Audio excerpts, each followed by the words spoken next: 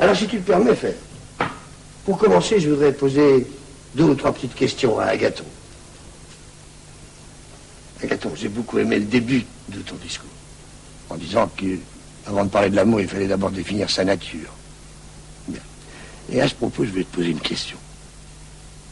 Dis-moi, l'amour est-il toujours amour de quelque chose ou de rien?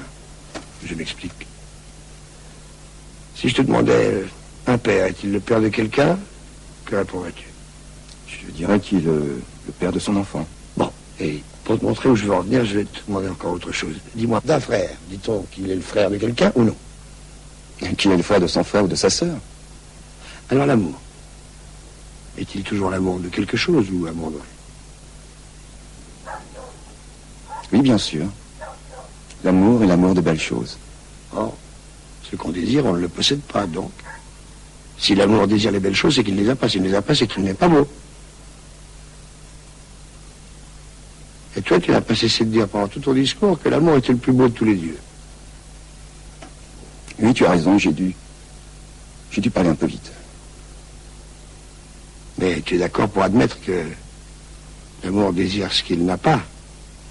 L'amour aime ce qu'il n'a pas. Oui.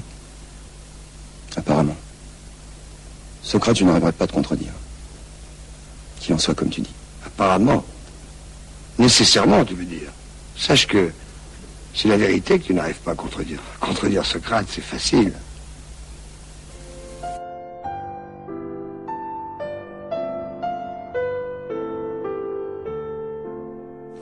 L'amour est un grand Dieu. L'amour est un Dieu beau et bon. Non, l'amour n'est pas beau, l'amour n'est pas bon. Que veux-tu dire, Diotime? Serait-il laid? Nous ferait-il du mal? Pas de blasphème. Il n'est ni bon, ni beau, ni laid non plus. Il ne fait pas de mal. Non, sache Socrate que l'amour est entre les deux. Il n'est ni beau, ni laid. Il n'est ni bien, ni mal. Pourtant, tout le monde reconnaît que l'amour est un grand Dieu.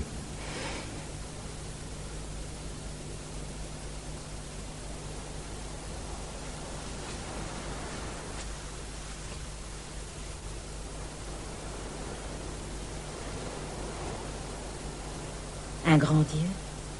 Personne ne dirait même qu'il est un Dieu. Surtout pas toi, ni moi. Explique-toi, je ne te comprends pas. Si l'amour était un Dieu, il serait le plus heureux de tous les dieux, comblé de tous les biens du monde. Or, l'amour ne possède ni le beau, ni le bien. L'amour ne fait que désirer le beau et le bien. Alors l'amour serait un homme comme nous, un mortel? Non, pas du tout. C'est un grand démon, grand et bienfaisant. L'amour, un démon bienfaisant. Et quels sont ses pouvoirs? Il est le messager des dieux et des hommes. De plus, l'amour est une force cosmique. Il comble le vide et il unit le monde à lui-même. Mais dis-moi, Diotime, d'où vient l'amour? Qui a pu l'engendrer? C'est une longue histoire, Socrate. Écoute. Pour fêter la naissance d'Aphrodite, déesse de la beauté, les dieux décidèrent d'un banquet. Le dieu ressource, fils d'intelligence, était parmi eux. Et lui s'abreuva de nectar en abondance. Le vin n'était pas encore connu. Puis il pénétra dans les vergers de Zeus. Et là, alourdi par l'ivresse, tomba et s'endormit. Oui, mais devant les portes, Pénia, déesse de l'indigence, patientait. Elle venait mendier les restes du repas. Quand elle vit le dieu qui dormait, grisé, elle eut l'idée d'avoir un enfant avec lui. Elle vint reposer à ses côtés et fut, dès ce moment, enceinte d'amour. Voilà pourquoi Amour, qui vint au monde le jour même où naquit Aphrodite, est de nature amoureux du beau. Amour est donc enfant de pauvreté, et c'est pourquoi il reste pauvre à jamais, donc il n'est ni délicat ni beau, comme on l'imagine le plus souvent. Non, il est rugueux, âpre et va-nu-pied. Amour n'habite nulle part, dort par terre, contre les portes, au bord des routes. Mais il est vrai qu'Amour ressemble à son père aussi. Il est plein de courage, sur le qui-vive. Alors c'est C'est un fabuleux chasseur. Sache en plus qu'il est passionné de pensée, qu'il a l'esprit d'un philosophe, que c'est un magicien ou un sophiste. Le même jour, il peut déborder de vie et puis mourir. L'amour peut tout conquérir. Il peut tout consumer, ce qu'avec tant de mal il gagne, de toute façon, il le perdra. Il ne lui restera jamais rien. Et dis-moi, Diotime, pourquoi dis-tu que l'amour est philosophe? C'est que la sagesse est la plus grande et la plus belle chose. L'amour est de par sa nature, uniquement l'amour du beau.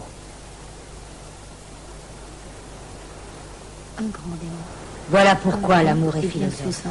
Il est le désir de sagesse. Un grand et bien Entre son père, Dieu de savoir et de ressources, et sa mère, ignorante et pauvre. Tu pensais qu'amour était bel et bon, délicat, parfait, admirable.